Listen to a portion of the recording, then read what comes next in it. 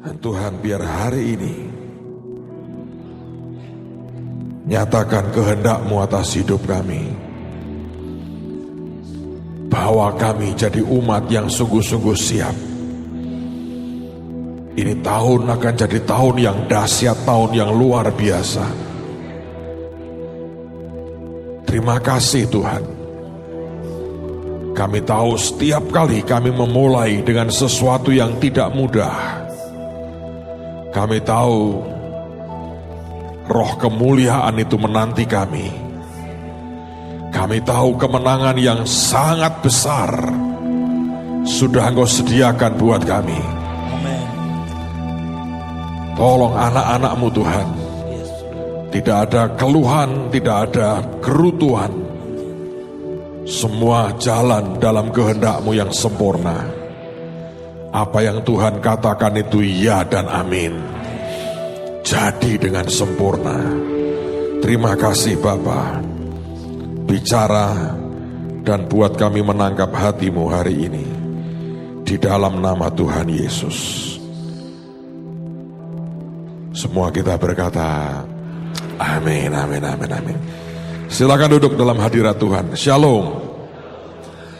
Saudara, sejak akhir tahun lalu ada satu sinyal menurut saya di batin, di hati yang Tuhan berikan dan nyatakan, bahwa kita sungguh-sungguh hidup pada akhir daripada akhir zaman. Dan makin hari kalau saudara memperhatikan akan semua yang terjadi, dapat dikatakan bahwa saya percaya sewaktu-waktu Tuhan akan datang yang kedua kali. Sebetulnya kami di Semarang bulan yang lalu kami buat seminar bulan ini malah, yang berkaitan dengan kedatangan Tuhan yang kedua kali. Dan saya membagikan sesuatu buat jemaat. Kalau Tuhan kehendaki besok saya akan bagi buat saudara. Kami buat khusus saudara, ini replika dari pelita di zaman Alkitab. Alkitab mengatakan ada 5 gadis yang bodoh dan 5 gadis yang bijaksana. Ini Anda mau cari dimanapun tidak ada yang jual karena kami desain sendiri, kami buat sendiri. Besok saya bagi ini bukan untuk saudara pakai buat sembahyang di depan saudara begini ya. Tapi taruh di tempat di mana Anda setiap kali ingat bahwa Tuhan mau pelita kita tetap menyala. Tidak didesain untuk Anda pakai beneran sebetulnya, tapi biarkan ini jadi seperti simbol pengingat saja. Taruh di tempat yang Anda bisa lihat. Dan setiap kali saudara ingatkan dirimu dan tanya apakah minyakmu masih cukup sampai Tuhan datang yang kedua kali. Sebab kalau Anda mempelajari akan perumpamaan Yesus itu, ini sebenarnya soal menghitung. Dan sebetulnya soal logika rohani yang harus dipakai. Mengapa? Kalau Anda membaca tradisi, Anda belajar tradisi zaman itu, pengantin pria datang terlambat itu sebuah kelaziman.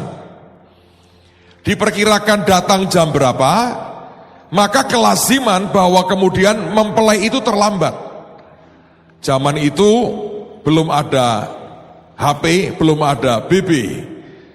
Jadi nggak ada berita, ya mempelai pria berangkat, nggak ada. Lalu kemudian ritual mereka sendiri itu cukup panjang. Sehingga kalau mempelai pria terlambat itu sebuah kewajaran. Pertanyaannya adalah, kalau Anda sudah tahu akan terlambat, bagaimana cara menghitung saudara, kira-kira akan terlambat berapa lama?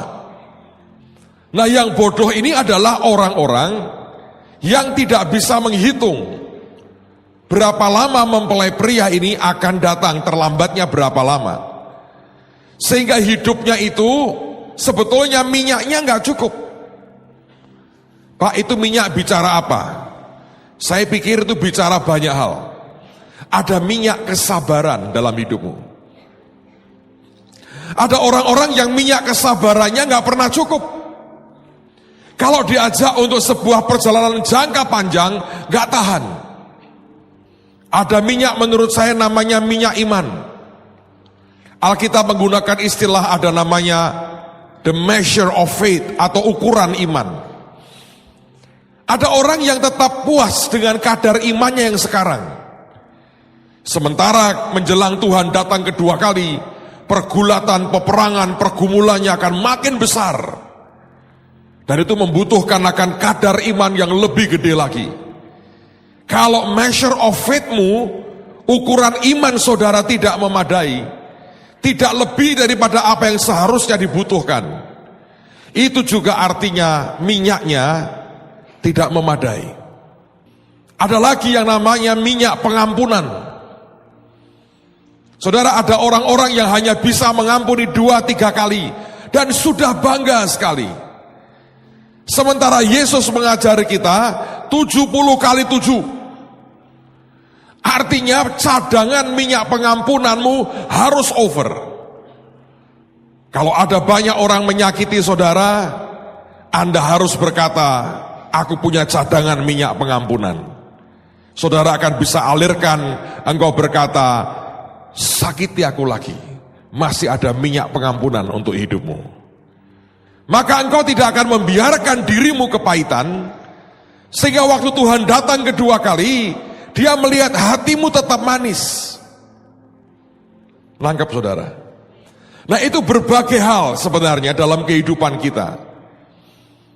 Karena itulah saya mau berkata buat saudara, besok kalau dibagi itu, taruh di tempat yang biasa Anda lihat. Saya beri nama ini merupakan pelita dari gadis-gadis yang bijaksana. Supaya saudara setiap kali ingat itu Anda bertanya, apakah cadangan minyakmu cukup sampai Yesus datang yang kedua kali? Amen, saudara. Kalau tidak cukup, satu keluarga satu, besok kita punya berapa ya? Ya, sebetulnya saya tambahin, tapi mobil tidak bisa lewat Pantura karena banjir. Dan sekarang orang daerah Kelapa Gading kalau hujan sudah stres. Begitu hujan rame, hujan lagi. Ya biasa toh hujan toh. Tapi sudah begitu menyakiti hati banyak orang. Cadangan minyaknya sudah tidak ada lagi. Begitu lihat hujannya sudah sakit hati luar biasa. Saya berharap tidak menciptakan sebuah trauma yang tidak perlu. Ada orang-orang yang dipenjara oleh air. Saya berdoa, makanya kemarin Pak Petrus Hari datang. Perlu 2 Petrus ngajari Anda jalan di atas air, saudara. Nah, hari ini saya mau mengajak Anda dengan cepat belajar satu bagian, nanti Bu Iin akan sampaikan sesuatu. Saudara, saya sedang satu hari, tadi malam saya sedang belajar, saya pagi mau tidur, saya doa, saya tanya Tuhan, apa yang Engkau mau sampaikan untuk hari ini? Dan tiba-tiba saya diingatkan oleh seorang yang bernama Musa. Saudara, saya tidak akan baca ayatnya, karena kalau saya baca, habislah jatah beliau. Saya mencatat ada 6 kali paling tidak ketika Tuhan itu bicara dengan Musa sebelum peristiwa Eksodus, belum ini. Maka saya mencatat paling tidak 6 kali Musa itu merespon dengan negatif sebetulnya panggilan Tuhan dalam hidupnya. Anda tidak akan membaca seorang Musa langsung berkata, amin Tuhan, aku akan jalan. Lumayan Yesaya Tuhan hanya berkata, siapa yang mau pergi untuk aku, siapa yang mau aku utus. Langsung dia berkata, ini aku Tuhan, utuslah aku. Sebuah respon yang luar biasa. Tapi Musa tidak. Padahal kalau Anda membaca di Alkitab, menjelang Tuhan disalibkan, yang dilihat oleh 3 orang muridnya itu Yesus dalam kemuliaan, dan bersama-sama dengan dia adalah 2 nabi besar perjanjian lama, yaitu Elia dan Musa. Bahkan Alkitab berkata nanti pada akhir zaman 2 saksi akan muncul. Itu gambaran Elia dan Musa. Tapi pada waktu Tuhan mulai panggil dia, pada saat Tuhan mau berkata, Musa, aku mau utus engkau. Kalau Anda mempelajari dalam kitab Keluaran dan sebagainya, paling tidak saya menjumpai 6 kali sebetulnya Musa itu punya respon yang tidak baik. Secara cepat saya tunjukkan satu persatu tanpa penjelasan terlalu banyak. Yang pertama adalah respon yang dia mengatakan, saya tidak layak. Anda boleh cari di Alkitab itu. PR buat saudara, ayatnya di mana saya tahu, Anda belum tahu, cari nanti malam ya, pelajari soal Musa. Yang kedua adalah respon bahwa dia takut ditolak oleh rakyatnya sendiri. Dan khusus yang satu ini nanti kita akan baca beberapa ayat. Lalu ada respon tidak percaya, unbelief. Lalu ada respon merasa tidak mampu, tidak bisa, tidak cukup kesakapannya. Lalu kemudian dia juga punya respon yang merasa inferior, merasa kecil, merasa tidak berdaya. Dan yang terakhir adalah respon yang seperti menyalahkan Tuhan. Dia berkata, mana Tuhan hasilnya? Seperti dia berkata, kenyataannya aku tidak berbuah. Saudara, saya sering kali mendengar ada orang berkata begini, saya sudah ikut bahtera, sudah baca Alkitab, sudah berdoa, sudah puasa, sudah perang, sudah matok, sudah tumen, sudah semen. 9 elemen itu semen itu, saudara. Kalau Anda belum tahu, ini produk terbaru yang menghebohkan, mengguncangkan dunia. Sampai neraka pun gemetar, luar biasa. Lalu segala macam lah. Sudah semprot, sudah potong, sudah tengking, sudah injek. Tapi tetap miskin saya. Di mana salahnya? Kok bisa begini? Sebetulnya itu kalimat, saudara mau menyalahkan siapa? Ujungnya pasti menyalahkan Tuhan. Hebat toh. Setiap kali saya dengar keluhan orang seperti itu, saudara. Satu sisi saya kasihan. Sisi lain saya mengerti. Ada suatu aroma self-righteousness yang terlalu kuat. Tetapi di sisi lain saya juga mengerti. Ada satu damage di jiwa ini. Yang sebetulnya orang itu tidak pernah dibereskan di hadapan Tuhan. Satu di antaranya ya kabel Belanda itu, saudara. Yang kemarin saya cerita. Saya terus terang bertanya, ini karena sebetulnya ini ayat aneh. Kenapa? Musa ini bukan orang seperti ini. Ini bukan kepribadian Musa sama sekali. Coba kita buka Kisah Rasul pasal yang ke-7. Kisah Rasul 7, lihat pada ayat yang ke-22. Dan Musa dididik dalam segala hikmat orang Mesir. Dan ia berkuasa dalam perkataan dan perbuatannya. Coba Anda bayangkan seorang pangeran dididik dalam segala hikmat orang Mesir, dan di dalam zamannya budaya Mesir merupakan budaya yang paling tinggi. Menurut sejarah, Musa seorang jenderal. Karena kalau Anda mempelajari sejarah Mesir, ada sebuah catatan. Ada 1 juta tentara Ethiopia pernah menyerbu akan Mesir, dan tentara Mesir menghalau mereka dipimpin seorang jenderal bernama Musa. Kalau Anda membaca apa yang Alkitab katakan dengan fakta sejarah, kita mengerti Musa ini orang yang luar biasa. Tapi mengapa setelah dia tinggal di Midian, dia kawin di sana, dia punya anak, dia menggembalakan kambing domba mertuanya, tiba-tiba Musa yang sebelumnya begitu hebat, seperti habis dan hancur semuanya. Dulu saya berpikir begini, mungkin penderitaan selama di Midian, mungkin proses Tuhan selama di Midian, meremukkan hidupnya. Tapi tadi malam Tuhan berkata, nak, kalaupun aku meremukkan ego. Tapi aku tidak pernah meremukkan potensi orang. Aku tidak pernah meremukkan skill orang. Kalau orang mengalami proses dengan aku dan itu remuk semua skillnya, semuanya hancur. Tidak mungkin ujungnya dia akan naik dan jadi luar biasa. Kalau aku meremukkan kedagingannya, aku meremukkan egonya. Tapi skill itu pemberianku. Kecakapan, keterampilan itu pemberianku. Kepandaian itu juga pemberianku. Kalau semua anakku mengalami proses dan jadi bodoh semua, tidak mungkin mereka bisa bangkit lagi. Dan aku memberikan kepercayaan yang lebih besar. Lalu saya bertanya, Tuhan, apa yang sebetulnya pernah memukul Musa begitu kuat? Sampai kemudian semua bekasnya pun gak ada.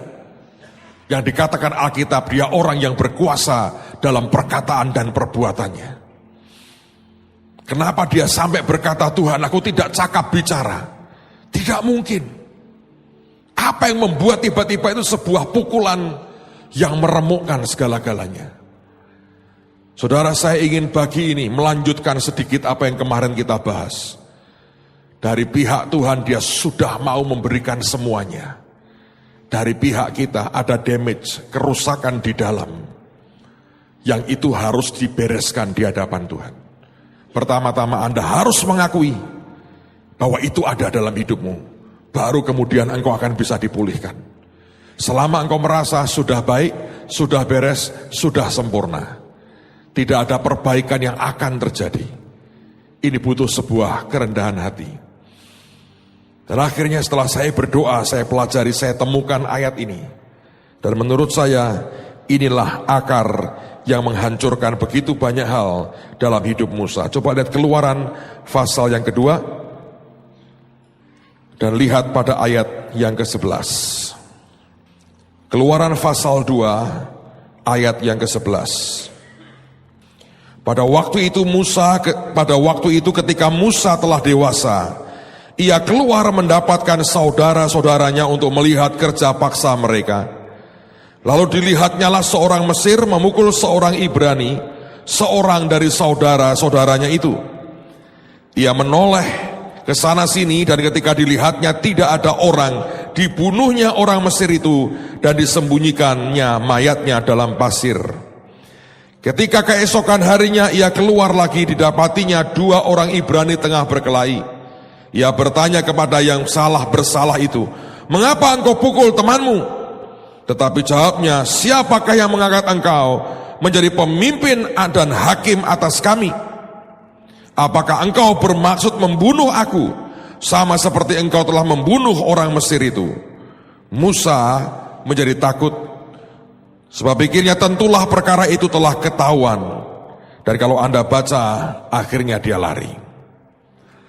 Saudara, ada satu pukulan di jiwanya. Kalau Anda membaca dalam Kisah Rasul, Alkitab berkata ketika dia membunuh orang Mesir itu, Alkitab berkata pada sangkanya mereka akan tahu bahwa Musa yang diutus Tuhan untuk menyelamatkan mereka. Tapi mereka tidak tahu. Dan bukan sebuah penerimaan yang kemudian mereka dapatkan, sebuah rejection keras, penolakan keras. Dan itu menghabisi semua yang di dalam dia. Itu yang membuat dia berkata, aku tidak layak Tuhan, karena dia merasa aku ini seorang pelarian. Dan dia mengatakan juga, Tuhan, aku akan ditolak lagi. Coba Anda baca itu ya, semua keluhan Musa. Dari soal merasa tidak layak, dia takut ditolak. Kalau Anda perhatikan lebih jauh dikatakan bahwa dia tidak percaya. Karena sebetulnya Alkitab berkata, dalam Kisah Rasul, it came to his heart. Ada sesuatu yang keluar dari hatinya untuk mengunjungi mereka. Jadi Musa itu sudah ngerti, nangkep di rohnya. Dialah yang diutus Tuhan untuk menyelamatkan bangsanya. Waktu dia kerjakan, masalahnya dia kerjakan dengan kekuatannya. Ternyata keyakinan dia ini gak ada hasilnya. Sehingga muncul reaksi unbelief-nya. Nanti kalau Anda baca kemudian dia juga berkata, Tuhan, aku sudah ngomong Firaun, mana hasilnya? kegagalan di masa lampau yang bersambungan berkaitan dengan rejection yang kuat dalam hidupnya, itu menghabisi semua potensi. Saudara sekalian, saya berulang-ulang cerita dengan saudara yang sampai hari ini masih terus jadi bahan doa, dan saya mau belajar terus dari Tuhan. Penolakan orang Nazaret kepada Yesus membuat Alkitab berkata, dan Yesus tidak dapat melakukan satu mujizat pun di sana. Tidak dapat. Bayangkan kalau kita mengitari Tuhan. Dia berkata gini, 2-3 orang berkumpul, aku akan ada di tengah-tengah kamu. Jadi kita kumpul 2-3 orang, 1.000, 2.000 orang. Dan Tuhan di tengah-tengah kita. Tapi di dalam kita ini isinya adalah tidak percaya, merasa tidak layak, tidak cakap, takut ditolak, gak mungkin bisa. Kita memberi dia sebuah atmosfer unbelief. Ternyata itu membuat Anda seperti orang Nazaret loh. Dan Yesus tidak dapat membuat satu mujizat pun. Musa orang hebat. Sesuatu meremukkan dalamnya dia. Memang kesalahannya banyak. Memang itu kesalahannya sendiri. Tapi itu terbawa puluhan tahun. Ada orang berkata, itu rendah hati Pak. Oh tidak. Kalau rendah hati kenapa Tuhan jengkel dan Tuhan marah? Sampai kemudian Harun diberikan. Dan nyatanya Harun yang membawa umat itu nyembah patung anak lembu emas. Harun sebetulnya bukan bagian dari skenario. Musa terus merengek, tidak bisa, tidak mampu. Marah loh Tuhan. Banyak orang berkata, Musa rendah hati. Musa memang lembut hatinya. Pada waktu dipanggil, reaksinya seperti itu. Saudara, kalau Anda mengitari Tuhan dengan atmosfer unbelief, itu membuat Tuhan tidak bisa. Lupa katanya dia maha bisa. Satu hal memang begitu. Tapi tahukah Anda dia memberikan kepada kita namanya free will, kehendak bebas. Kalau Anda tidak mau, kalau Anda berkata tidak bisa, kalau engkau tutup pintumu rapat-rapat, dan tidak ada iman di situ, ya tidak akan terjadi apa-apa. Karena itu saya mau berkata hati-hati dengan perkataan saudara, dengan omelan saudara. Oh Pak, saya nggak ngomong, saya nggak marah Pak, saya nggak menggerutu, saya cuma BB. Apalagi itu? Anda pikir BB-mu yang ngomong gini, ya gue emang nggak bisa, emang itu gagah dan nggak ada artinya. Kalau itu luapan dari hatimu saudara, bukankah itu yang menghalangi sebetulnya setiap terobosan yang Tuhan akan beri dalam kehidupan saudara? Satu hari saya ke Amerika, pada waktu itu lagi Tuhan suruh belajar lewat kebaktiannya Benny Hinn sebenarnya.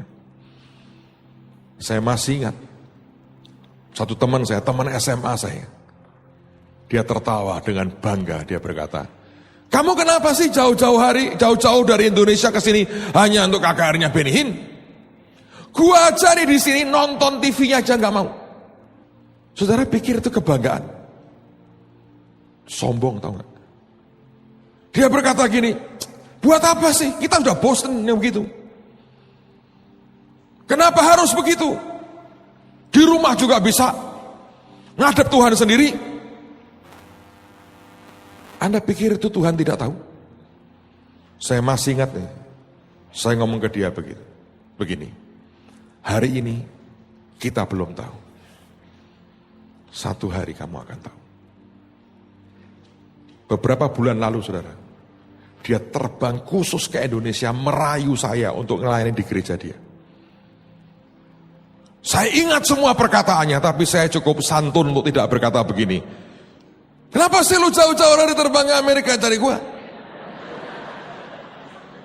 I'm a nice guy. Saya santun saudara.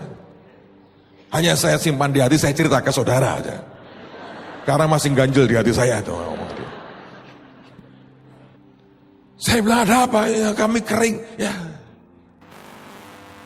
Saya lihat ya, ada arogansi. Ya, ujungnya saya cari, kenapa sih? Akhirnya saya tahu, dia pernah ngantri berjam-jam mau KKR, akhirnya nggak dapat tempat, nunggu di luar, sakit hati dia.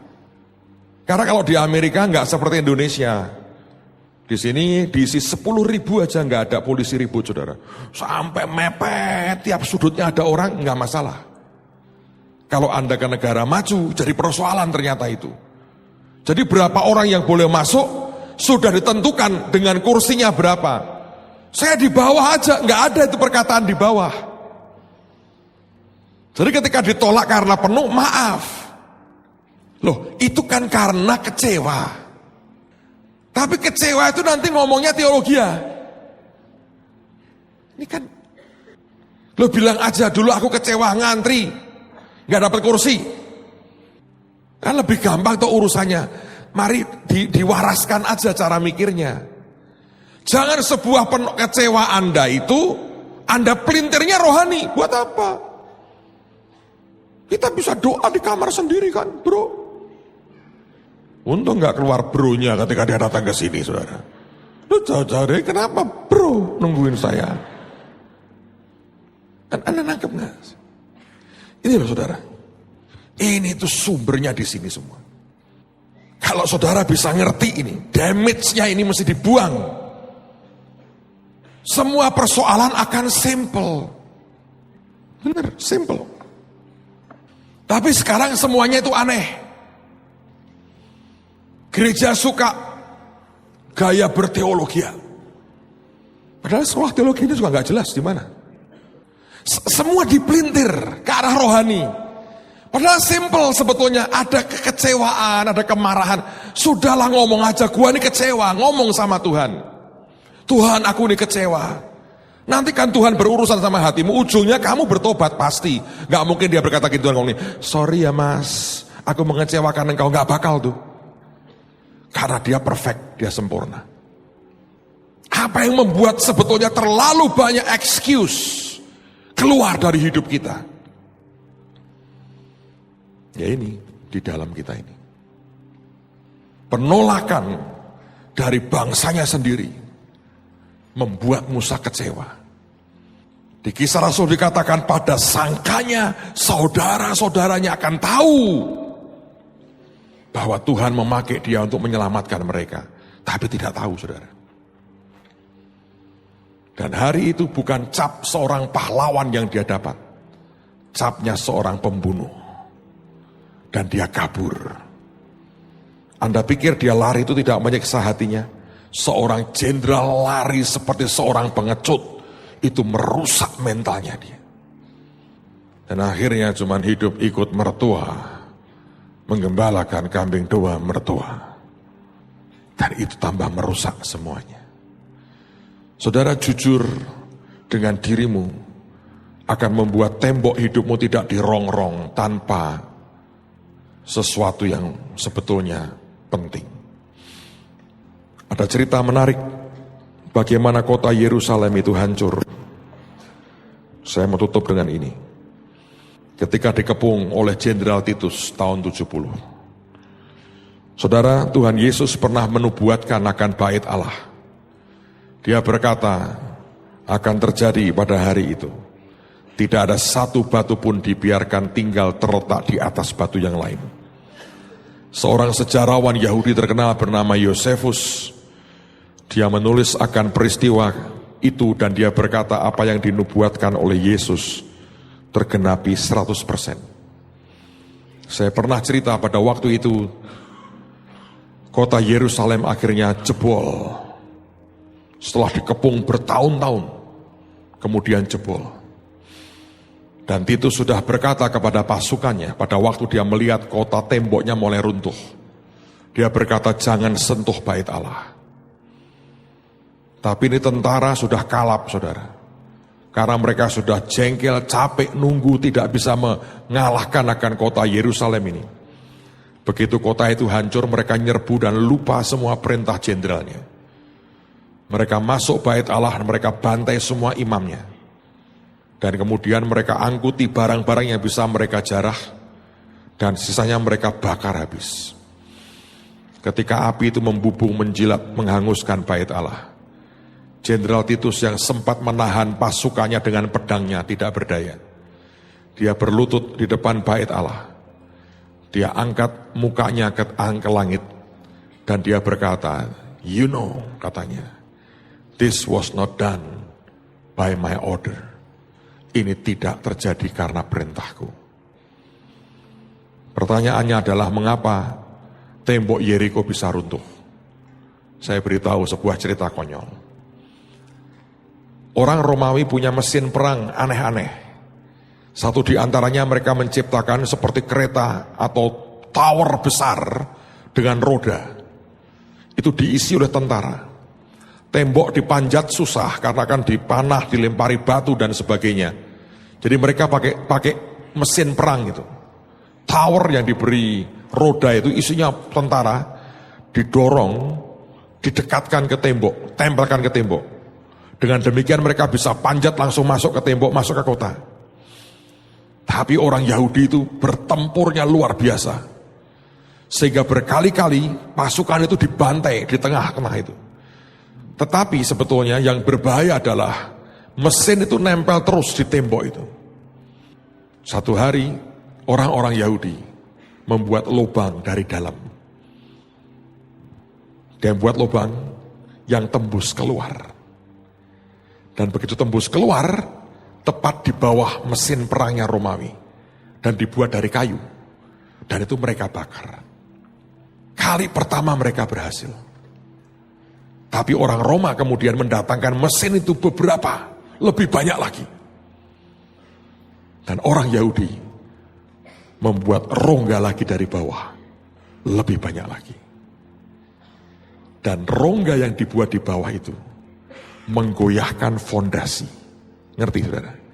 Dirongrong di bawah begini, goyang fondasinya. Begitu goyang fondasinya, temboknya goyang. Dan orang Roma berkata, temboknya goyang. Dan itu bukan digempur loh. Tiba-tiba runtuh sendiri. Kalau Yeriko runtuh sendiri, Yerusalem itu sempat bolong sendiri temboknya, rontok saudara. Kenapa? Dirongrong dari dalam. Jangan biarkan apapun merongrong hidupmu di dalam. Kalau Anda orang yang gampang kecewa, gampang frustrasi, ngomelnya luar biasa. Bahasa kerennya melo. Anda tahu melo? Wah, hujan. Aku ingat tahun 50-an ada lagu, oh hujan lagi. Anda siapkan perahu karet, perahu bebek, segala macam. Terus hanya termenung, hujan. Terus membuat puisi. Kerjaan gak diurus. Bertanya, Pak, mungkinkah ada SHRK?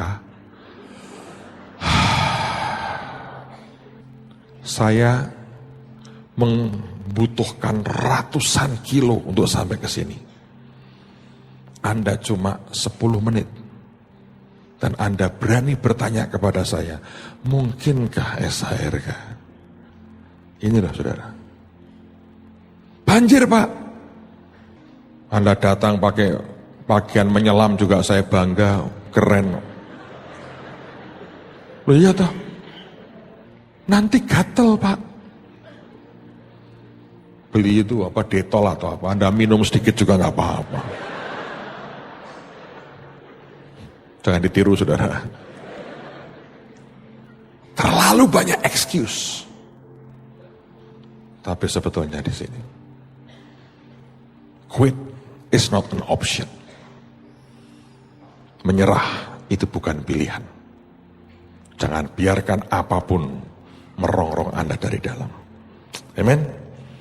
Wah, saya pengen khotbah sejam lagi. Mari Bu In, silakan. Amen. Berikan kemuliaan buat Tuhan kita. Saudara pada waktu datang sudah dapat stikernya? Ya, nanti kita akan berdoa sama-sama. Tapi saya mau jelaskan supaya saudara mengerti kenapa dibagikan. Saudara, di awal tahun pada waktu saya berdoa, tiba-tiba Tuhan bicara dengan sangat jelas sekali.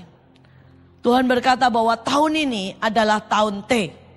Saudara, dan saya berpikir, apa Tuhan?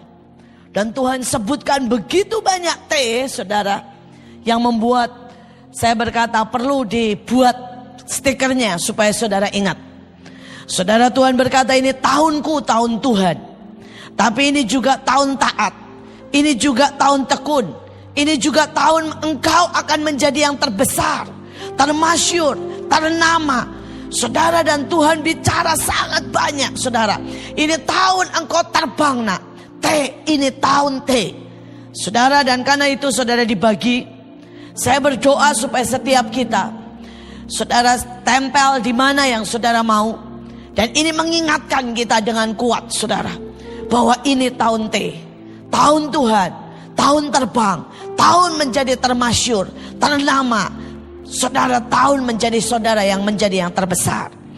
Saudara, tetapi selain itu, pada waktu itu kami berdoa, dan Tuhan berkata, ada begitu banyak orang yang hari-hari ini sedang memanggil paranormal, dukun-dukun.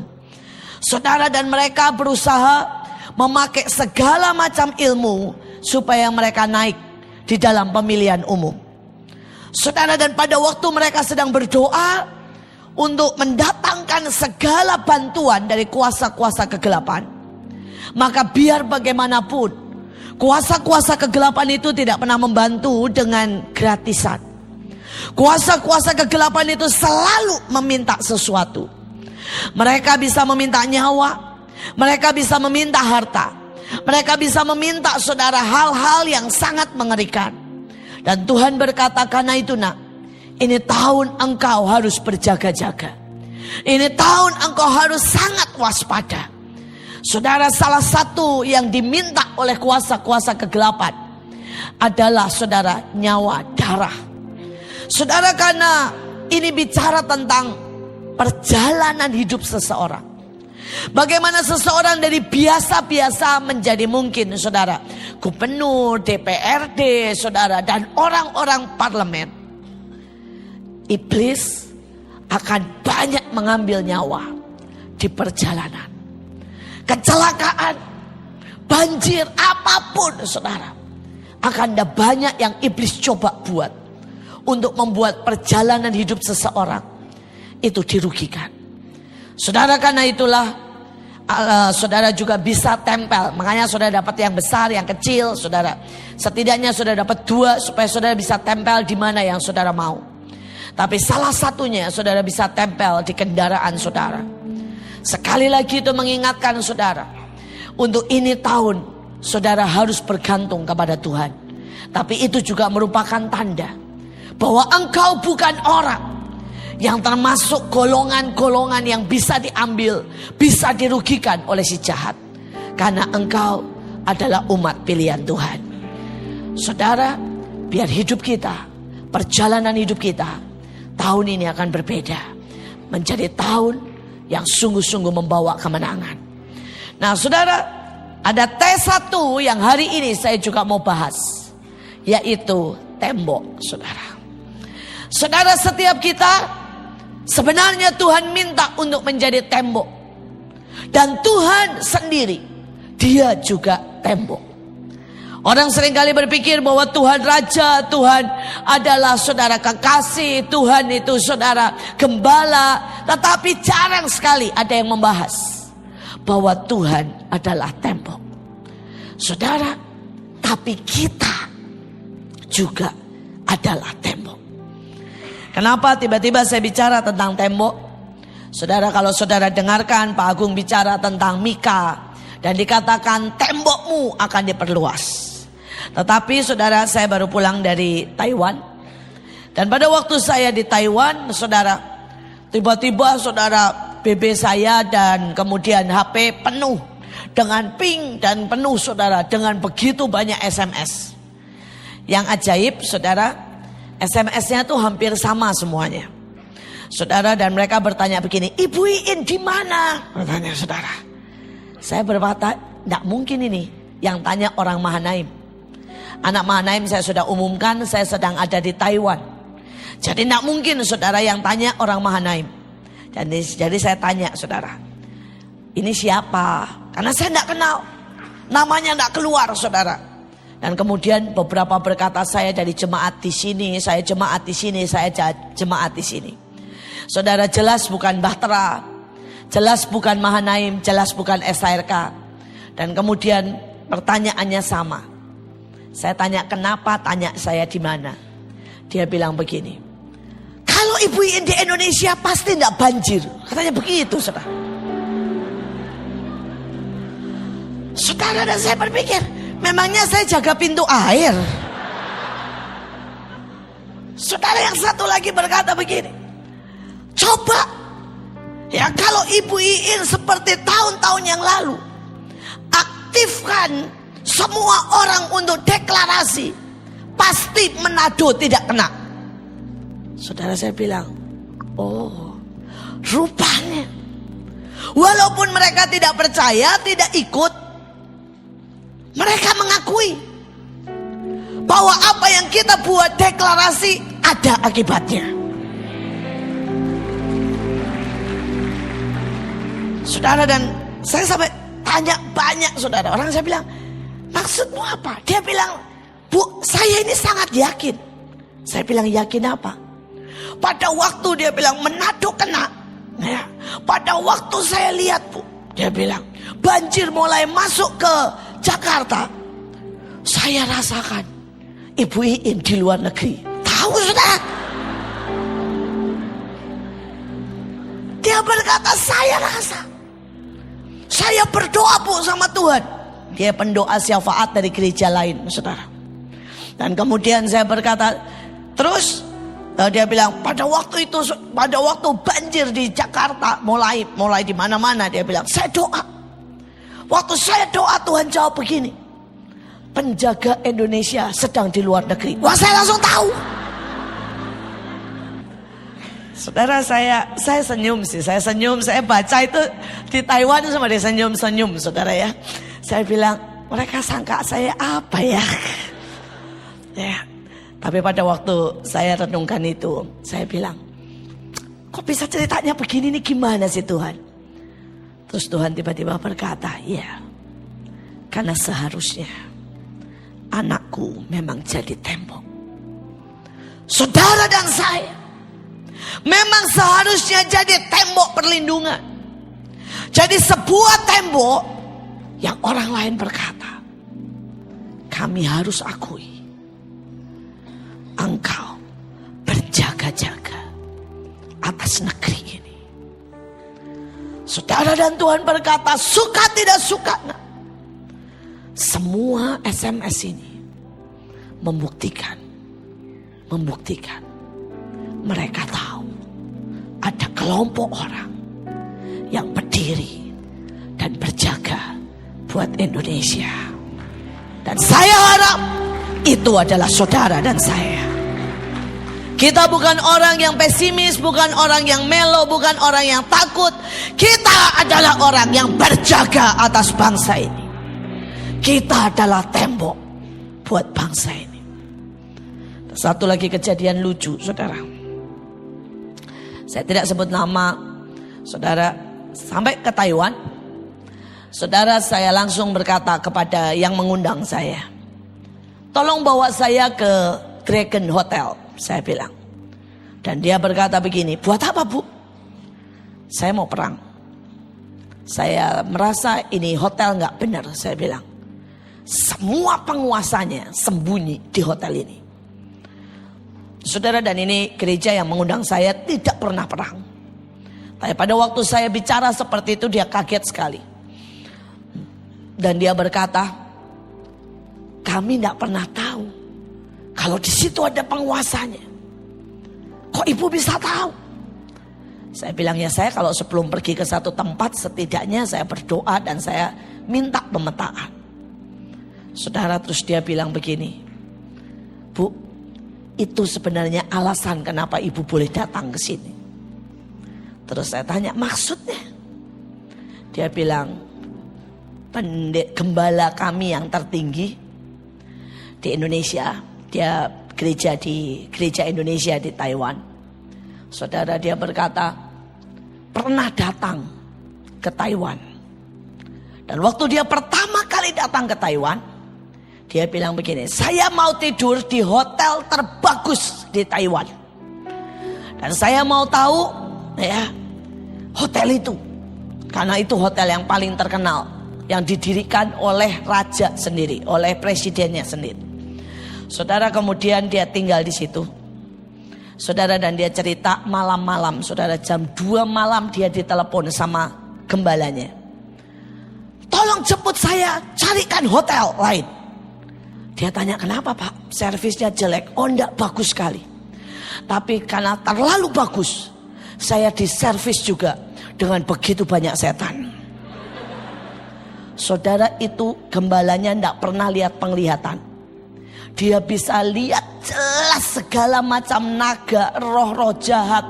Dia dengar kriut-kriut, dia dengar halo, saudara ya. Dia dengar semuanya, dia dengar pasukan, saudara, berkuda dan sebagainya.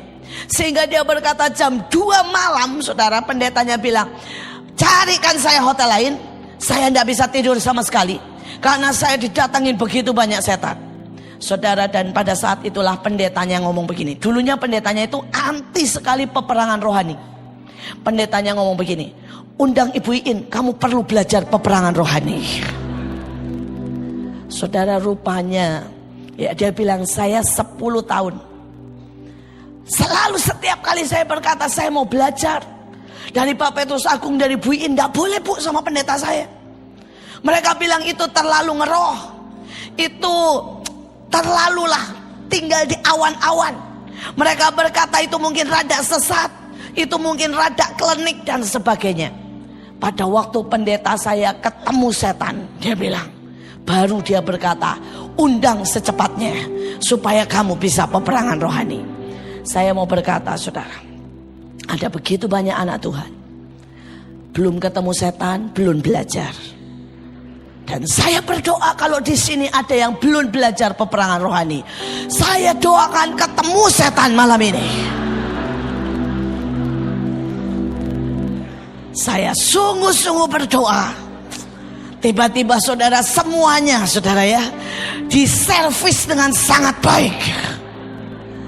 Dan semoga saudara semuanya sangat-sangat serius belajar perang ya, demi supaya saudara bangkit dan tahun ini menjadi tahun kemenangan buat kita semuanya. Itulah kenapa saudara kita bagikan teh, biar saudara tahun ini menjadi taat, tekun saudara, menjadi terbang, dan juga saudara menjadi tembok. Dan pada waktu itulah saudara Tuhan berkata, suka nak, orang tahu bahwa kalianlah tembok untuk Indonesia. Dan saya berdoa, setiap saudara yang ada di sini berfungsilah sebagai tembok, sebagai tembok. Mari kita baca saudara di dalam Yeskiel 22 ayat 30. Ini perkataan Tuhan sendiri. Yeskiel 22 ayat 30. Aku mencari di tengah-tengah mereka seseorang yang hendak mendirikan tembok, atau yang mempertahankan negeri di hadapanku, supaya jangan kumusnahkan, tetapi aku tidak menemuinya. Saudara, saya mau berkata, ayat ini tidak boleh terjadi di Indonesia. Ayat ini akan berbunyi, aku mencari di tengah-tengah mereka seorang yang hendak mendirikan tembok, atau yang mempertahankan negeri itu di hadapanku, supaya jangan kumusnahkan. Dan aku menemuinya sangat banyak di Indonesia. Saudara, itu yang akan Tuhan lihat. Mungkin Tuhan menemukan 2, 3 atau 10 di luar negeri, tapi Tuhan akan temukan jutaan di Indonesia. Orang-orang yang akan berdiri membangun tembok, orang-orang yang akan berkata, Tuhan, karena Indonesia aku berdoa, karena Indonesia aku berjaga-jaga dan berdiri membangun tembok atau menjadi tembok, saudara, adalah kehormatan. Karena Tuhan sendiri adalah tembok. Mari kita baca, saudara, bahwa Tuhan sendiri adalah tembok. Sakaria 2 ayat yang kelima.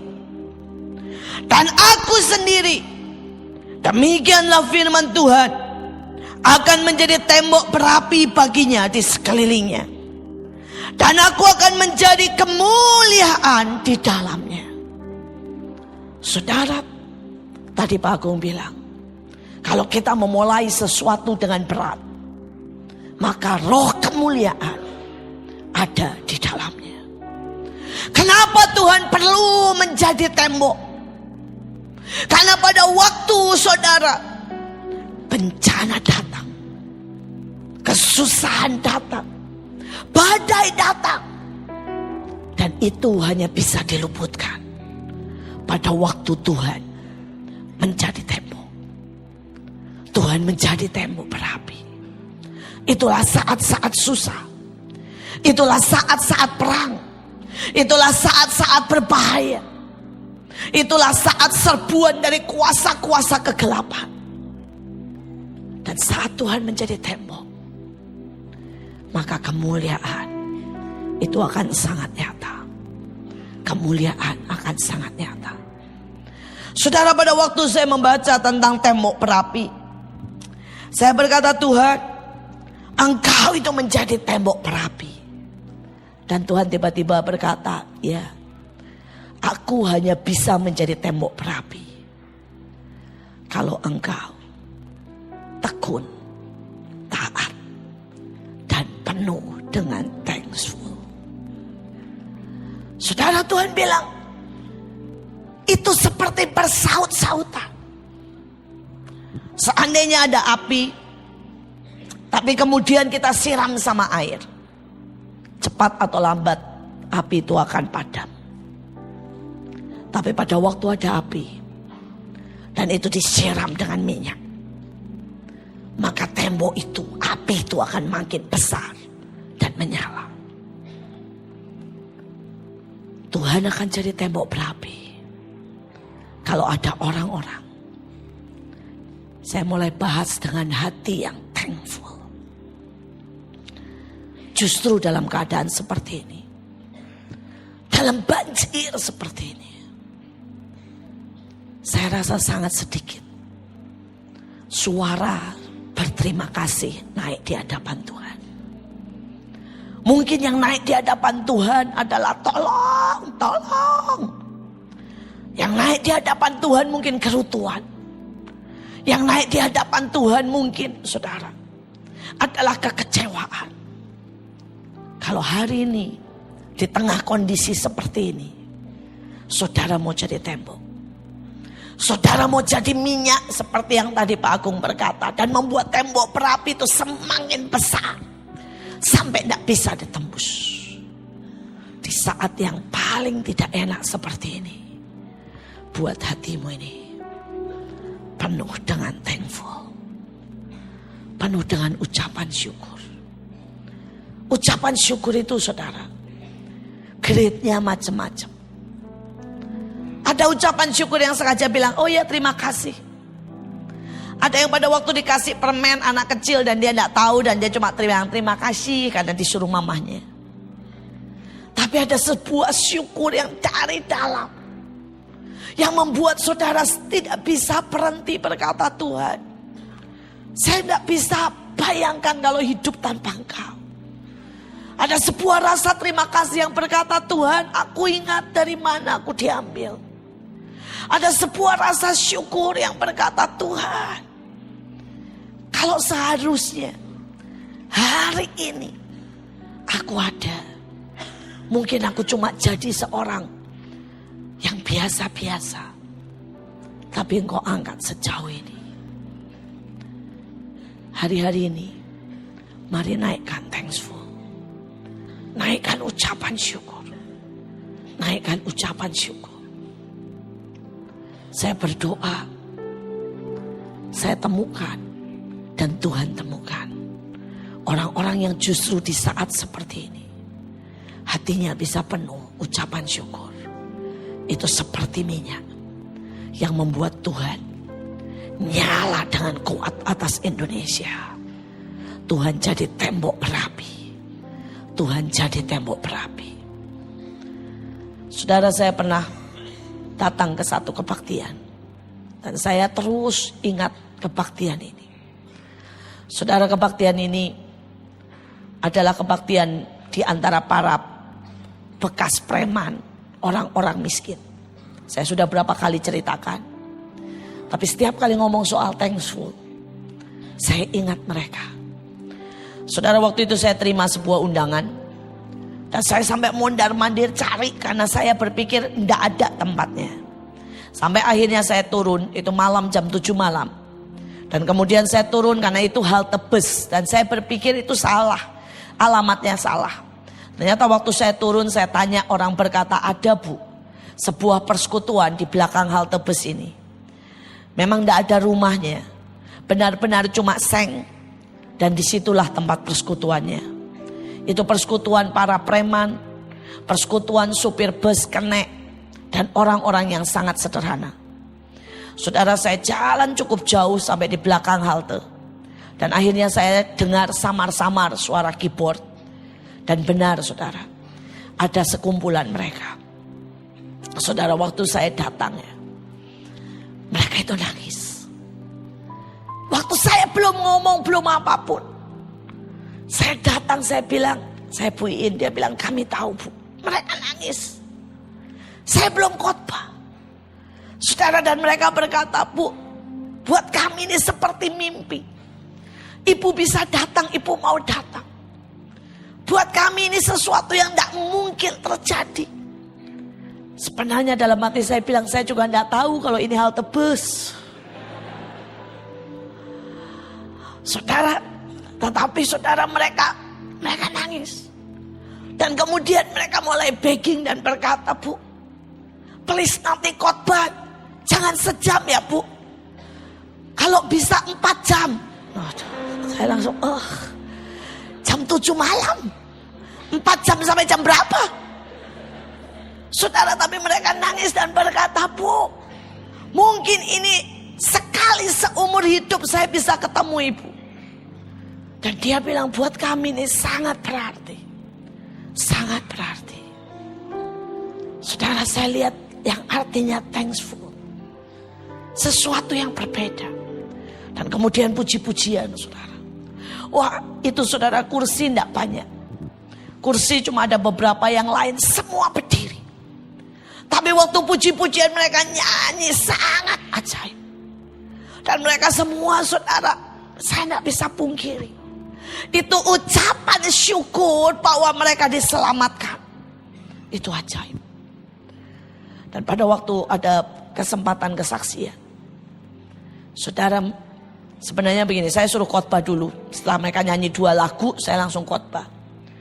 Selama khotbah saudara, sampai hari ini, itu tetap tempat favorit saya. The best of the best. Saudara, itu khotbah bahkan di Mahanaim ya. Saya tidak pernah lihat lapar dan haus seperti itu. Saudara, pada waktu saya khotbah, mereka itu semua teriak, amin, yes, benar, haleluya bu. Itu yang sesungguhnya, bukan dibuat-buat. Tapi seperti saudara, setiap mata mereka itu ingin melalap, rasanya pengen makan saya. Saudara, itu thankful. Saudara, mereka yang berdiri ya, tidak ada berdiri dengan gelisah, duduk-duduk seperti itu. Dia terpaku. Sebuah thankful yang luar biasa. Saudara, tapi tidak cuma itu. Waktu saya bilang saya istirahat dulu, saya sudah khotbah 2 jam. Dan mereka bilang please lagi. Saya bilang oke, saya istirahat dulu, kalian kesaksian deh. Nanti saya sambung lagi lah, 1 jam atau setengah jam lagi. Saudara, dan mereka mulai kesaksian. Dan waktu mereka kesaksian, saya melihat thankfulnya itu lebih lagi. Saudara, mereka berkata gini, Tuhan itu baik, ajaib mendengar doa. Saya pikir dia akan cerita dapat mobil atau dapat motor. Dia bilang begini, gini. Gini. Saudara, mereka berkata gini, Tuhan itu baik, ajaib mendengar doa. Saya pikir dia akan cerita dapat mobil atau dapat motor. Dia bilang begini, saya itu pengen sekali tempat untuk bisa baca Alkitab dengan tenang. Saya pengen ada tempat di mana saya bisa belajar Alkitab. Ya pokoknya sampai puas. Tapi saudara tahu saya tidak punya tempat. Saya tinggal di sini dan di emperan, dan kalau pagi sudah ramai sekali. Dan saya mesti pergi dan mesti kerja. Dia bilang, tapi Tuhan itu menjawab doa. Kemarin dia bilang bukan minggu lalu, tiba-tiba saya dituduh pakai narkoba. Tidak tahu kenapa tiba-tiba saya ditempelengi sama polisi. Terus dia bilang, tapi ajaib, Tuhan itu ubah saya luar biasa. Biasanya begitu sekali orang sentuh saya sudah berkata, apa lihat-lihat, apa pegang-pegang. Kali ini saya sampai dipukul, dituduh, saya bisa sama sekali tidak panas, tidak emosi. Dia bilang, saya tahu itu Tuhan. Dia bilang, Tuhan ubah saya begitu rupa. Dan dia bilang kemudian tiba-tiba tidak tahu kenapa polisi seret saya dan masukkan saya ke penjara, ya, ke kantor polisi. Dan dia bilang begitu saya sampai ke situ, saya duduk di situ, Tuhan langsung berkata, ini kan yang kamu minta, tempat tenang untuk belajar Alkitab. Dia bilang, saya langsung teriak haleluya. Dan saya di sel 4 hari. Dia bilang, saya habiskan Alkitab dari depan sampai belakang. Dia bilang, bayangkan Tuhan baik, kasih saya tempat dengan makan 3 kali sehari, katanya. Saudara, dan dia cerita itu sembari berkaca-kaca. Pada waktu saya dengar itu, saya bilang, Tuhan, ada orang yang bisa menghargai sel kecil di penjara, lantai yang dingin, bahkan tidak ada kasurnya. Ada orang yang bisa menghargai saat untuk bisa baca Alkitab dengan tenang. Tapi ada orang yang bahkan dia terima sangat banyak dari Tuhan, tidak pernah dia pakai buat baca Alkitab. Tidak pernah ada thankful. Mungkin dikasih hotel pun tetap ada kerutuan. Dan saat itu saya tahu thankful bukan soal keadaan, soal spirit, soal karakter, soal nih loh, hati. Saudara mau jadi tempo hari-hari ini, bagaimana saudara bisa bangkitkan cinta Tuhan, api Tuhan, passion Tuhan atas Indonesia. Jadi orang yang thankful. Dia tidak akan lepaskan engkau. Karena itu yang membuat dia berkata, umat yang seperti ini, aku selalu mau di dekatnya. Mau di dekatnya. Itu yang membedakan Daud dengan Yerobeam. Itu yang membedakan Daud dengan Saul. Bahkan pada waktu Daud begitu diurapi, dia menyebut dirinya, aku ini cuma anjing yang diangkat Tuhan. Ada orang-orang yang begitu thankful. Ada orang-orang yang tidak pernah tahu diri. Saudara, Tuhan juga cari umat yang taat. Hari-hari ini setiap kali Tuhan berkata, nak, ketaatan itu yang akan melepaskan engkau dari begitu banyak jerat yang hari-hari ini dipasang oleh iblis. Saudara, tahun ini di hati, di roh saya benar-benar merupakan tahun yang sangat berbeda satu dengan yang lain. Artinya begini, saudara, buat engkau yang taat, maka setiap ketaatanmu itu akan menjadi loncatan besar, bahkan membuat sebuah dampak terbang dalam hidupmu. Tapi buat engkau yang tidak taat, setiap ketidaktaatan engkau harus bayar cukup mahal. Hari-hari ini saya rasakan sangat kuat. Saudara, taat atau tidak taat, ini hari-hari akan berdampak sangat jelas. Pada waktu saya di Amerika, Tuhan suruh saya melakukan beberapa hal. Salah satunya Tuhan bilang, bawa 6 patok dan patok tempat-tempat tertentu. Saudara, dan sampai di sana ada retret, ada ini, ada itu, saudara. Saya bisa lupa sama sekali. Saya patok cuma 3. Dan yang 3 lagi saya bisa lupa sama sekali buat patok. Saudara, dan saya santai saja. Saya pulang. Saudara, dan begitu pulang, itu tiba-tiba saudara, saya tidak berhenti batuk. Saudara, itu batuknya sampai hampir per menit, saudara. Saya minumin obat batuk itu mungkin sudah ada 6 botol habis. Dan tidak bergeming, batuk terus, saudara. Sampai saya bilang, Tuhan, ini ada apa? Dan tiba-tiba Tuhan berkata, nak, engkau tidak taat. Aku suruh engkau patok dan engkau lupa. Saya ingat, saya bilang, aduh, saya bisa lupa sama sekali. Dan Tuhan bilang, setiap ketidaktaatan itu jadi lubang di mana iblis bisa sikat habis. Iblis bisa buat begitu banyak, merugikan hidupmu. Saya ingatkan saudara hari-hari ini. Mungkin saudara berpikir, saya malam dibangunkan Tuhan dan saudara bilang, seperti biasa, bisa ditunda. Saya bilang, tahun ini tahun yang berbeda. Kalau Tuhan bangunkan kau malam, jangan ditunda. Kau tidak tahu nasibmu sedang ditentukan.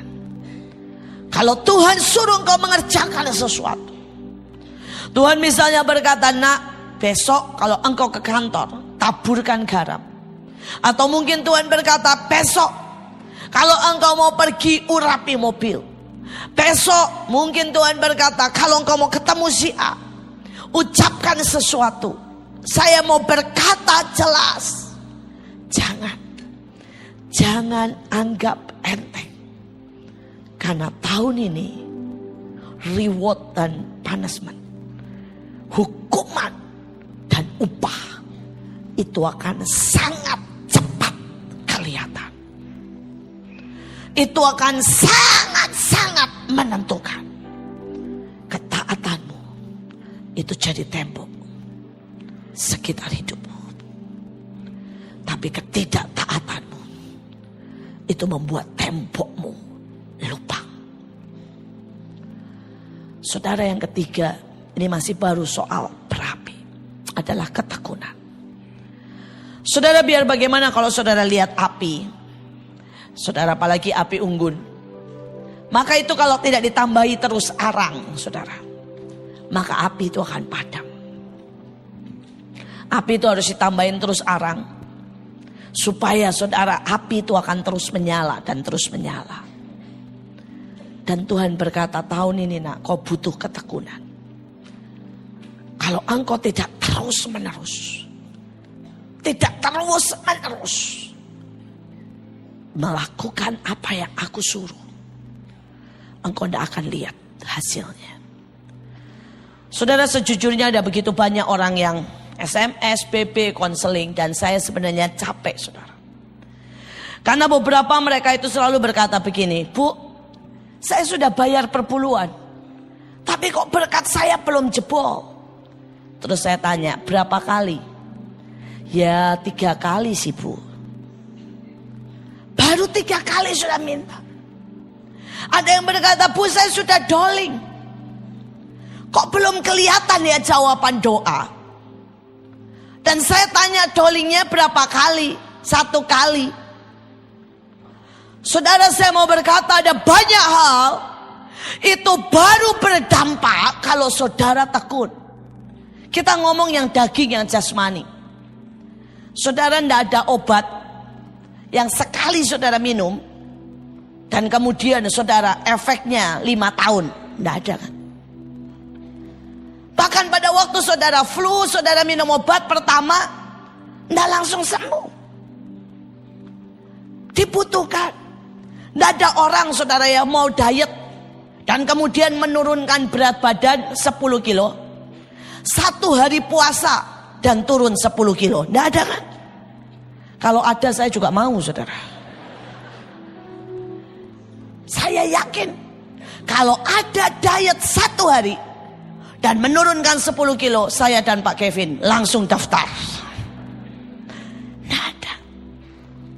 Ada lagi orang berkata, saya mau otot saya gede, six pack. Saudara ya, tapi saudara sekali angkat selesai, kok tidak jadi ya?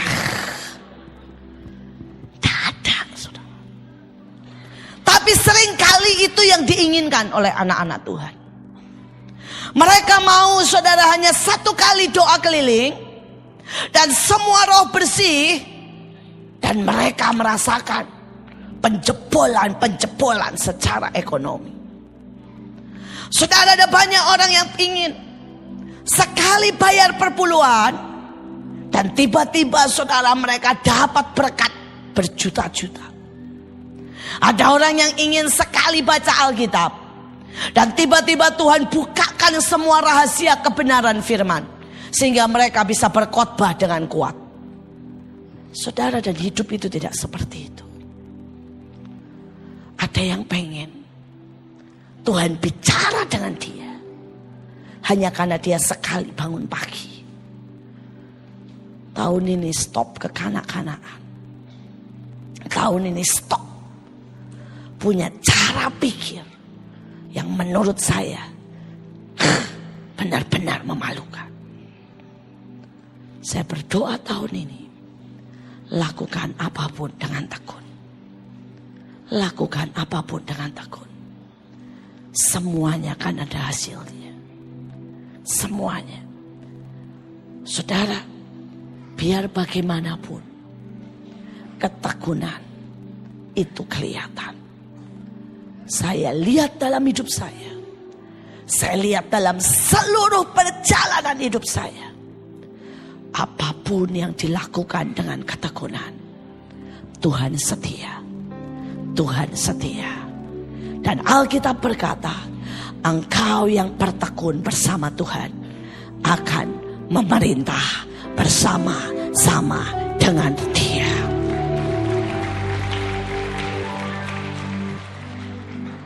Saudara, ada tembok yang lain yang saya hari ini mau ambil, saudara.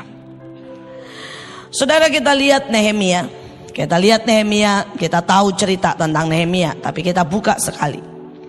Saudara, Nehemia 2 ayat yang pertama.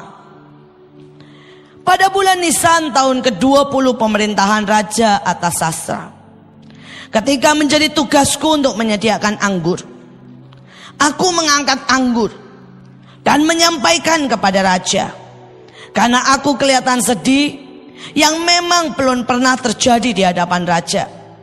Bertanyalah ia kepadaku, mengapa mukamu muram? Walaupun engkau tidak sakit, engkau tentu sedih hati. Lalu aku menjadi sangat takut. Jawabku kepada raja, hiduplah raja untuk selamanya. Bagaimana mukaku tidak akan muram? kalau kota tempat penguburan nenek moyangku telah menjadi reruntuhan dan pintu-pintu gerbangnya habis dimakan api. Kita loncat ayat 8. Pula sepucuk surat bagi Asap, pengawas taman raja, supaya dia memberikan aku kayu untuk memasang balok-balok pada pintu-pintu gerbang di benteng bait suci, untuk tembok kota dan untuk rumah yang akan kudiami. Dan raja mengabulkan permintaanku itu, karena tangan Allahku yang murah melindungi aku. Saudara, tahun ini Tuhan mau kita bangun tembok. Saudara, dan di Alkitab diberi contoh orang yang namanya Nehemia yang bangun tembok. Saudara, Nehemia adalah orang yang bawa minuman. Saudara, dan orang yang membawa minuman dan mencampur minuman buat raja di zaman itu adalah salah satu posisi tertinggi. Saudara, orang itu harus kenal begitu dekat dengan raja, sehingga tahu yang namanya selera raja. Yang kedua, orang ini harus sangat ahli, sehingga dia mengatasi orang-orang yang lain dalam hal menyampur minuman. Saudara, yang ketiga, ini orang harus sangat bisa dipercaya. Karena kalau tidak, raja dengan mudah akan diracun. Saudara, ini adalah sebuah posisi yang sangat tinggi. Kenapa, saudara? Tuhan cari Nehemia untuk membangun tembok. Saudara, kenapa Tuhan tidak cari misalnya saudara si A yang pengangguran, atau si B yang sudah memang tempatnya ada di Israel, saudara, atau si C, saudara yang masih sekolah? Kenapa Tuhan cari Nehemia? Pada waktu itu Tuhan bilang, nak, aku butuh seorang profesional untuk membangun tembok.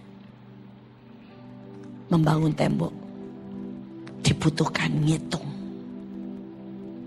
Membangun tembok dibutuhkan skill. Membangun tembok dibutuhkan manajemen. Membangun tembok dibutuhkan ketekunan.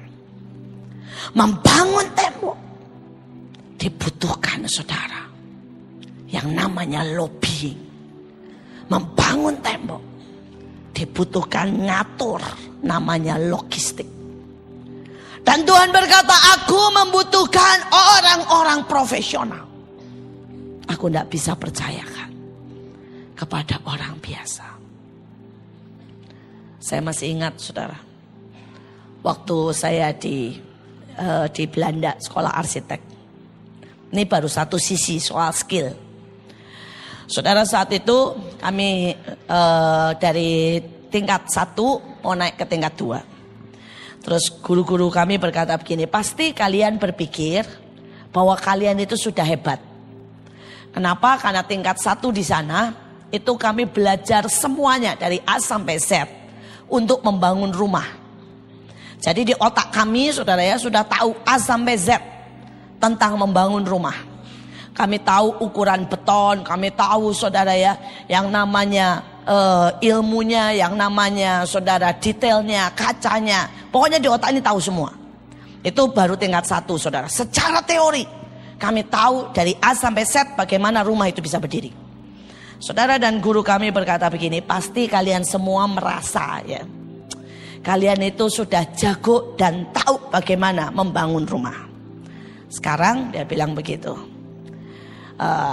dipanggillah kami, saudara, dan dikasih di depan kami itu bata, dikasih semen, dikasih air, dibawa ke ruang lab gede, saudara.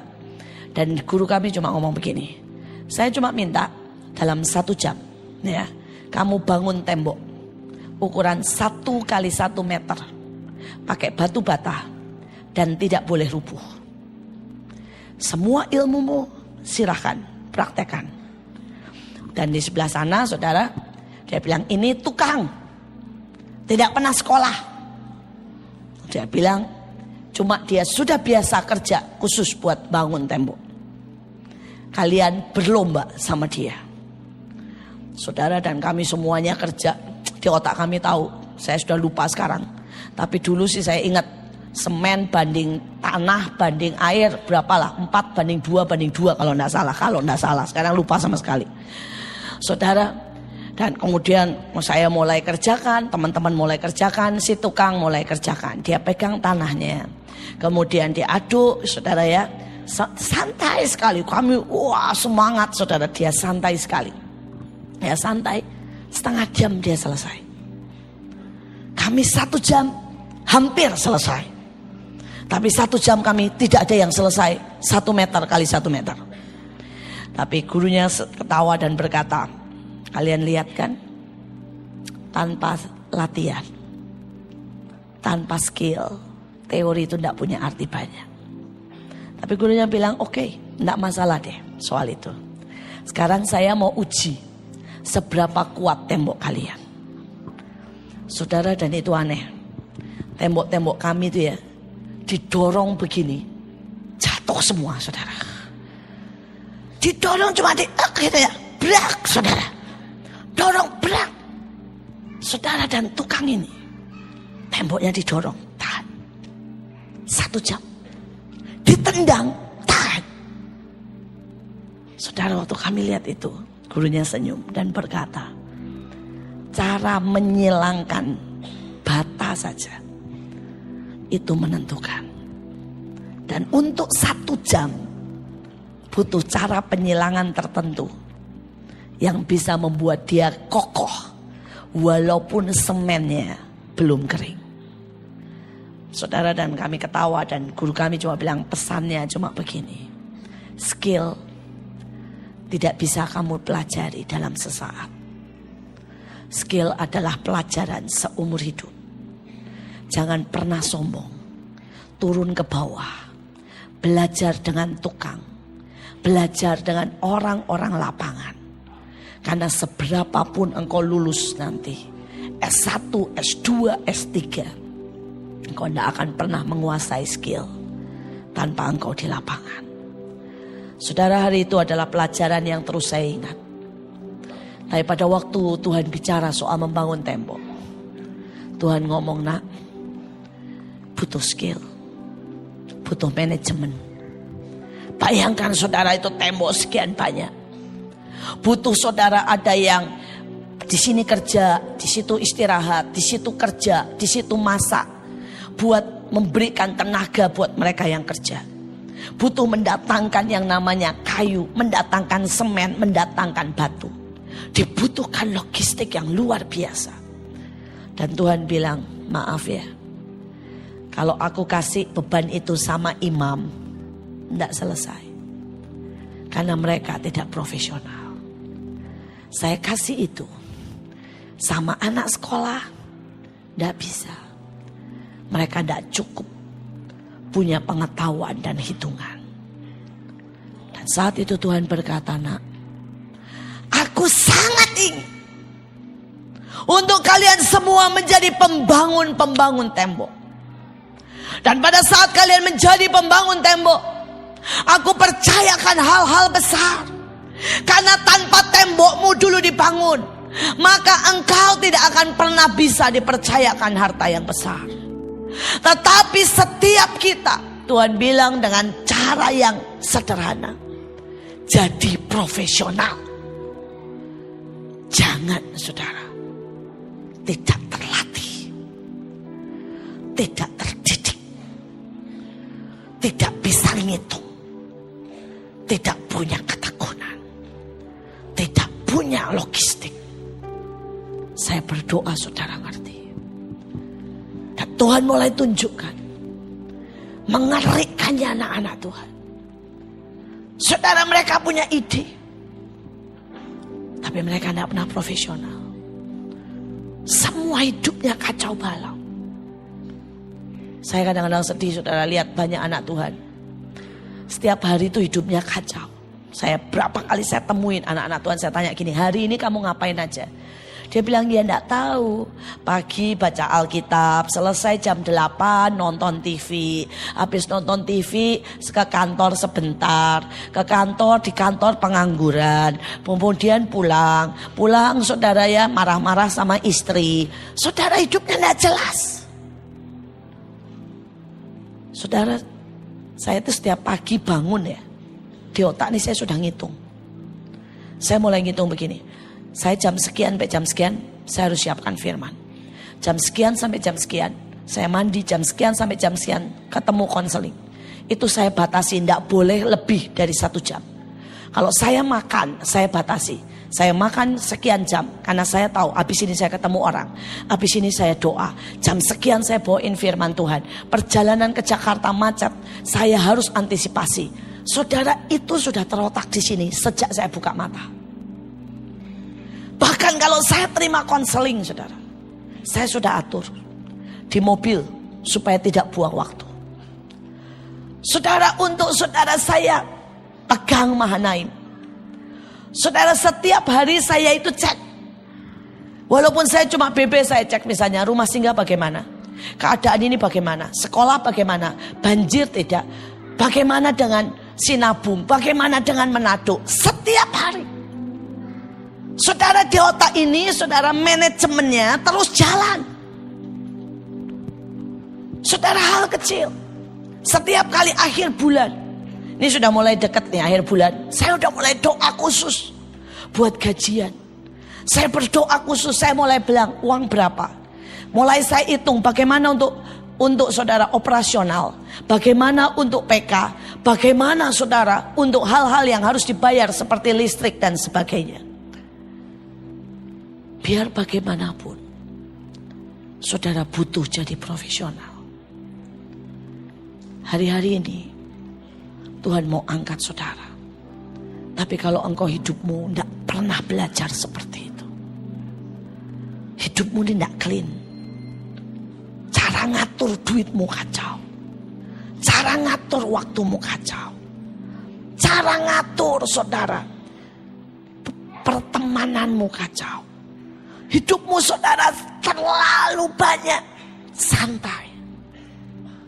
Kau tidak bisa bangun sesuatu yang ilahi. Coba hari-hari ini kalau saya tanya, berapa jam kau kasih buat Tuhan? Berapa jam buat doling? Berapa jam buat baca Alkitab? Berapa jam saudara buat dengarkan khotbah untuk bangun hidup kita? Tapi berapa jam untuk anak-anak kita?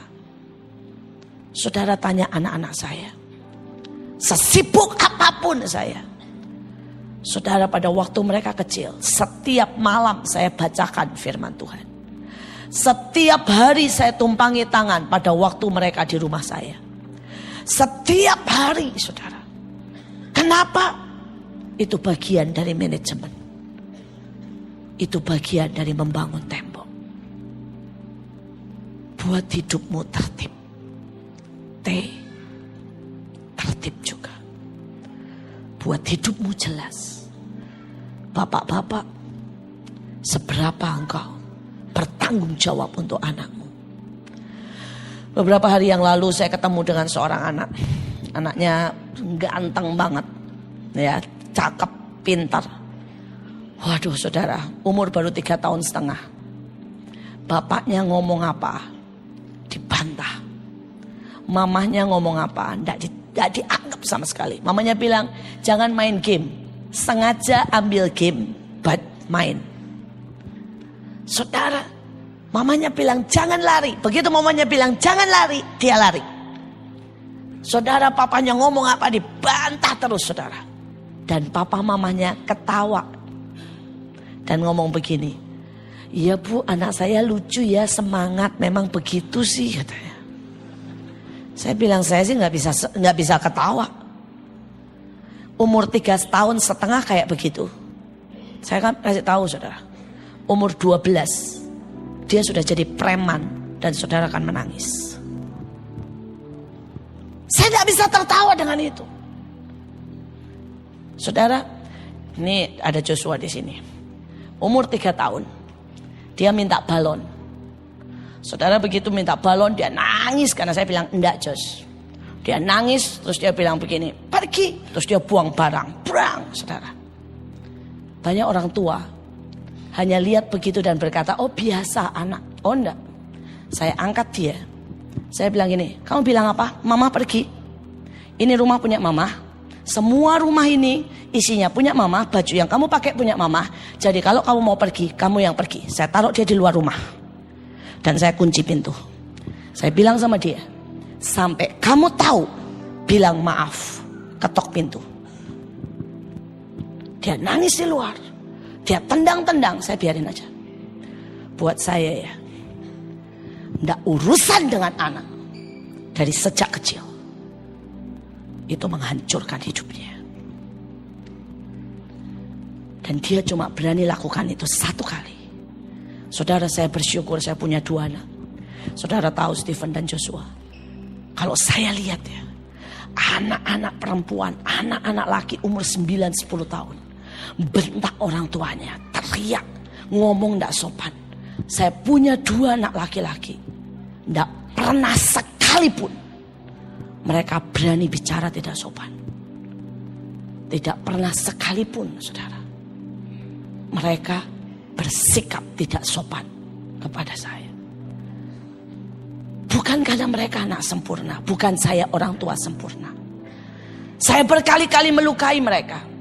Dan mereka berkali-kali beda pendapat sama saya. Tapi karena saya mau berkata, didikan, aturan tetap harus dididik dari sejak masa muda. Dan saya mau berkata saat itu saya lihat anak itu, saudara. Saya ngomong sama papahnya, kamu ada waktu enggak sama dia? Dia bilang, Bu, saya pelayanan. Bu, saya ini sibuk, saya diberkati. Saya punya 3 perusahaan. Saya bilang, now, kamu bersuka cita karena hari ini kamu punya 3 perusahaan. Beberapa tahun kemudian kamu akan nangis. Karena apa yang engkau lihat dalam hidup anakmu? Saya bilang, seberapapun engkau punya dan diberkati, belajar tertib dalam hidupmu. Ambil waktu untuk anak-anakmu. Itu bagian dari tertib. Itu bagian dari manajemen. Hari ini sekali lagi, saya bisa cerita panjang lebar untuk segala aspek dalam hidupmu. Kalau saudara setiap bulan hutang, Tuhan masih tidak bisa. Tuhan tidak bisa untuk percayakan membangun tembok dan untuk berkati engkau. Saudara mungkin berkata, Bu, ibu ngomong gampang. Siapa bilang? Saya memulai, saudara, dengan setiap bulan. Pada waktu saya mengandung Stephen, saya setiap bulan harus hidup dari 200.000 untuk makan, untuk saya, saudara, hidup. Kenapa? Karena semua pendapatan suami saya, saudara, itu harus masuk untuk bayar cicilan rumah. Dan ujungnya, saudara, setiap pendapatan saya juga harus masuk. Saudara, setiap bulan saya sama suami saya berkata, kita batasi ya, untuk makan, untuk apapun juga, selain bayar listrik dan sebagainya. Untuk makan, transport, kita pakai sebulan 200.000, tidak boleh lebih. Saudara, dan saya belajar, saya pernah cerita di sini. Untuk saya bisa cukup 200.000, saudara. Saya itu pergi ke tukang sayur dan berkata, saya cuma ambil sayurmu yang sudah layu. Dan tukang sayur bilang, oke, Bu. Saya bilang, kamu kasih harga berapa? Mau 1.000 rupiah, mau berapa? Saya ambil, tapi saya ambil yang layu. Saya bilang, saya akan ambil tahu yang sudah berapa hari. Bahkan saya ini ambil daging. Maaf kata, daging yang sudah berlendir. Itu yang saya cuci berkali-kali. Itu yang saya pakai. Mungkin saudara berkata, kenapa ibu tidak beriman? Untuk Tuhan memberkati. Buat saya Tuhan memberkati pasti. Tapi saya bisa mencukupkan dengan apa yang ada. Saya bisa belajar memanage dari apa yang ada. Itu bagian dari pendidikan. Itu bagian dari bisa dipercaya. Saya tahun pertama waktu saya punya anak Stephen, saya tidak bisa beli satu pun baju dia baru. Saya telepon teman-teman saya dan saya bilang, ada enggak bajumu yang butuh, yang sudah enggak dipakai? Saudara, saya berdoa supaya saudara dan saya mengerti. Hari-hari ini Tuhan sangat ingin memberkati saudara. Sangat ingin. Tapi perbaiki hidupmu. Perbaiki hidupmu. Tuhan sangat rindu mengangkat engkau, menjadikan engkau terbesar, terkaya, ternama, dan termasmur. Biar malam ini kita ambil sebuah keputusan buat hidupmu tertib, taat, tekun sampai garis akhir. Mari kita semua sembah Tuhan.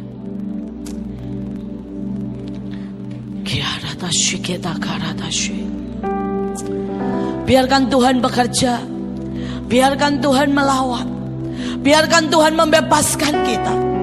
Kalau di dalam hidupmu ada begitu banyak hari-hari ini rasa marah, rasa kecewa, rasa tidak percaya, rasa berontak, mari pada malam ini berkata, Tuhan selidiki aku, cabut semua yang tidak baik, ambil sebuah keputusan, tata hidupmu, biar hidupmu dikenang Tuhan, biar hidupmu dilawat Tuhan, biar hidupmu dipercayakan yang ajaib dalam hidup ini.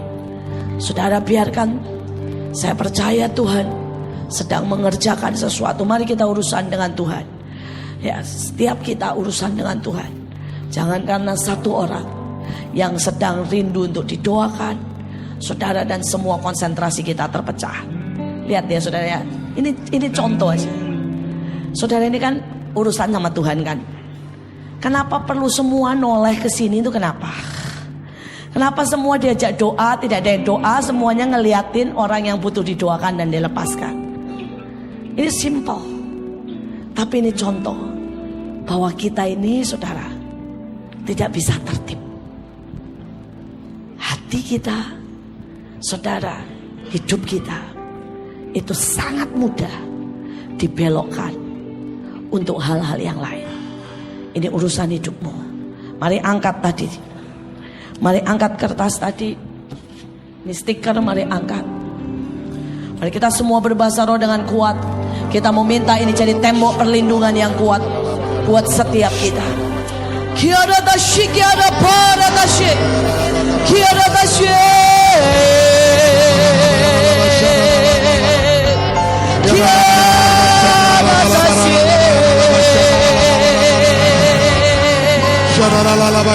Kiara dashi, kiara para dashi, kiara dashi.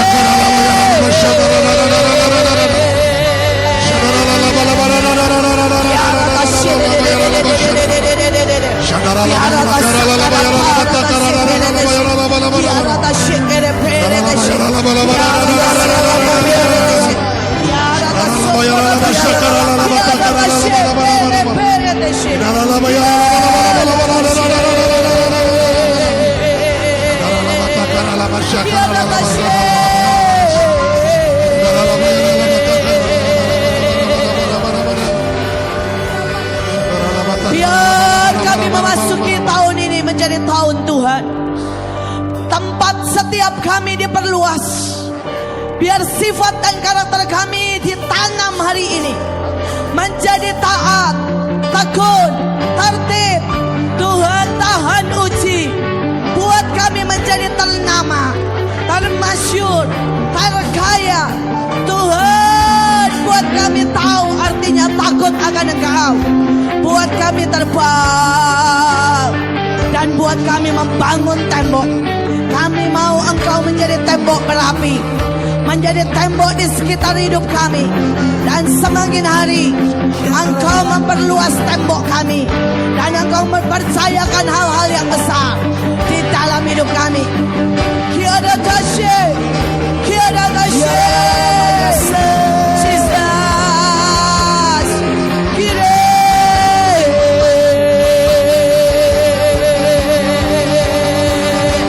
kiada tasye.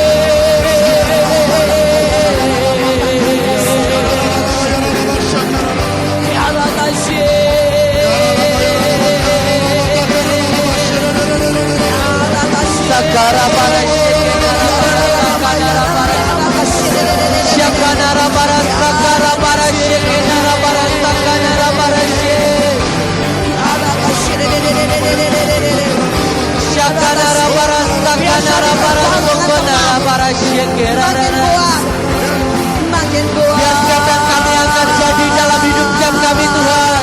Biar setiap iman kami, setiap apapun yang kami angkat, apapun yang kami deklarasikan, jadi dalam hidup setiap kami.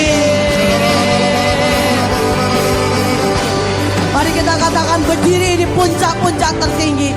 Saudara, saya merasakan Tuhan mau bahwa saudara hari-hari ini, tahun ini berdiri di puncak-puncak tertinggi. Tahun ini saudara akan terbang lebih kuat.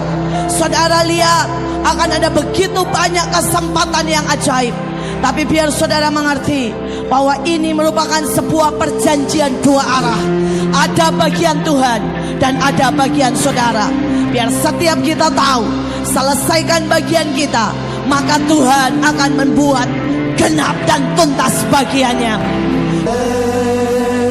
Kami bersyukur Tuhan, kami bersyukur. Kami berterima kasih, Engkau ajaib, luar biasa. Thank you Lord, terima kasih Tuhan, terima kasih.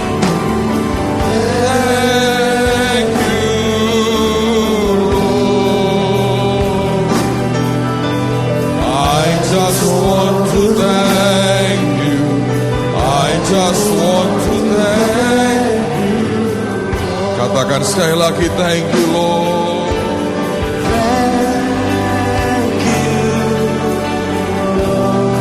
Terima kasih Tuhan.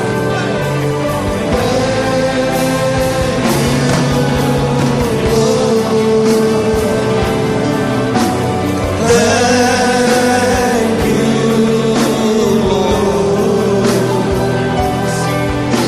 I just want to thank you. I just want to thank you. Dan Tuhan kami, didik kami. T berarti juga thankfulness. Keluar dari hati kami selalu berkata thank you Lord. Berterima kasih buat semua yang Tuhan berikan dalam hidup kami.